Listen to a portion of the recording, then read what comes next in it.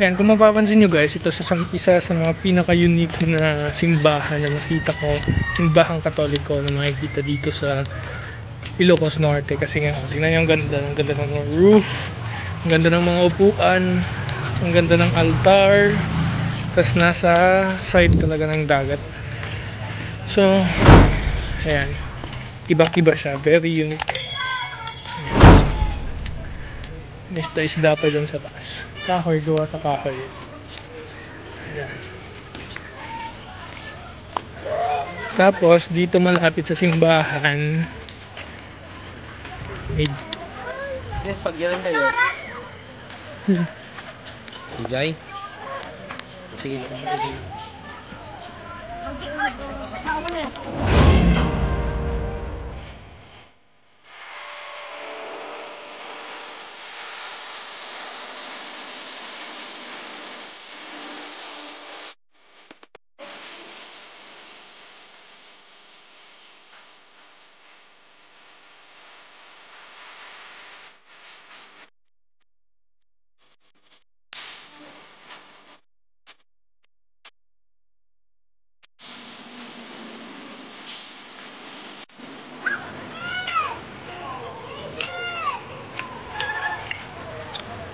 Habang naghihintay kami ng sunset,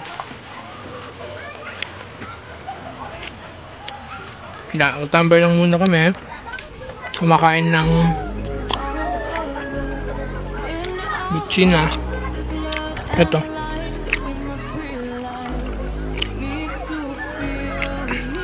ano ba Tagalog na butsina? Alam mo, parang nganga, maliliit na nganga.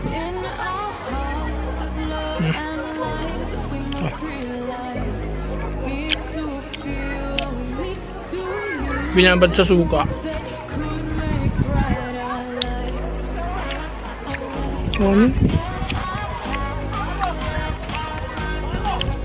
Tapos mamaya maglalangoy-langoy kami dyan sa may dagat.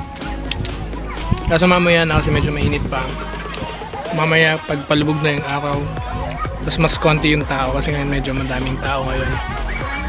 Sa other side kasi dyan sa may dagat may mga floating cottages na pwede mong rentahan. Pwede ka mag-celebrate dyan ng kung ano-anong gusto mong celebrate. Ito kami, maliligo lang kami dun sa may dagat. May slide, kaso baka hindi tayo kayanin kasi sobrang alam mo naman ang katawan natin pang adult, double adult. Ang nakakatawa, ha? Tawang-tawa, sinabi kong hindi kasya yung katawan ko dun sa may slide. Baka pumutok kasi parang air ano lang yan, air pump lang na slide. So kawawa naman yung mga bata pag nawalan sila ng laruan. Sa mga katulad namin, katulad ko na mahilig sa dagat, ayan, magandang tambayan to kasi nakaka-relax, makawala ng stress, walang iniisip, mga ganon. Kung may jowa ka, edi makipag-date ka dito. Kaso yung mga jowa namin wala dito. Kaya kami na lang muna nag-enjoy. Ayan yung mga floating cottages. Ayan, madami sila. Actually dyan sa banda na dyan, Ilocos Sur na dyan. Dito lang kami sa may bandang Ilocos Norte. So ayan, pwede mong rentahan. Ayan yung slide na sinasabi ko na air pump lang. Mga bata lang yung nandun. Kahit naisip bata tayo, hindi tayo pwedeng maglaro dun kasi hindi nga kasya yung katawan natin.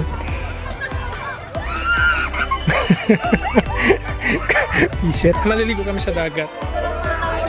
So, babasa lang ako.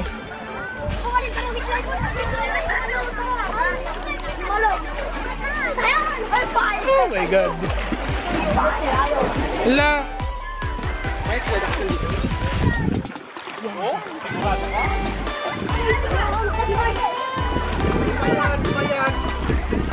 Ito, Pansin Carlo! Ano na? Oh my God, ang lamig. Apel, ang bayang, dalog pa ako sa tinato. Ang bayang! Oh my God, ang lamig. Pwede pa din ba yung mag-kayaking dito? May nagka-kayaking dito. Oo, ayun. Ay, no, mayat ka, no?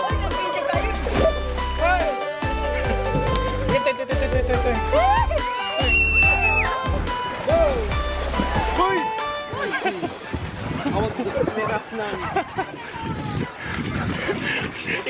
Ingat-ingatan ko kasi baka mabasa. Tayo nagbabasa naman. Lamig! Ala. Pag nahulog tong camera dito sa tubig, wala nang take 2, my god. Ayan o, mga floating cottages.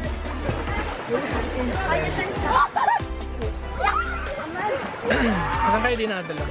Nililipat yung mga floating cottages. Ay, hindi nilalagay sa gitna. Oh my god, ang lamig.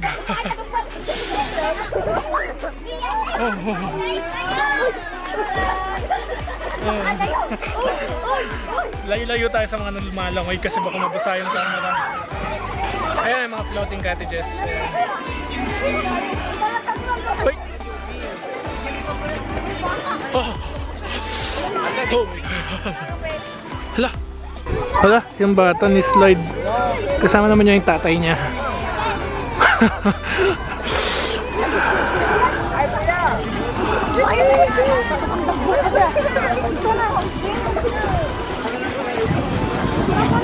Ayan. Sobrang linaw ng tubig, oh. Nakikita ko yung pako sa may ano. Oh, diba?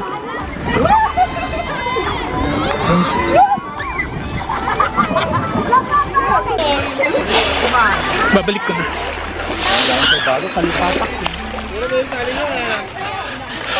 Grabe, sobrang lamig ng tubig. Kailangan balik mo na yung camera kasi kailangan ko enjoy mag-swimming. Hindi ko may enjoy mag-swimming kapag may dala-dala akong camera, kaya mamaya na lang.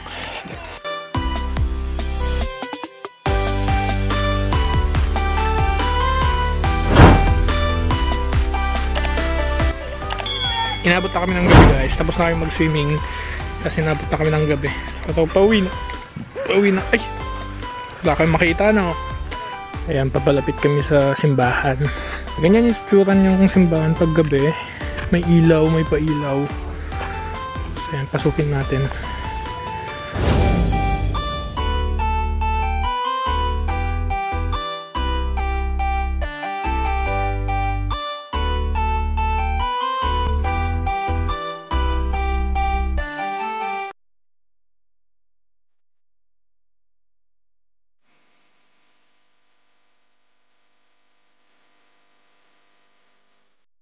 So, dyan nagtatapos ang aming ganap na yung araw na ito.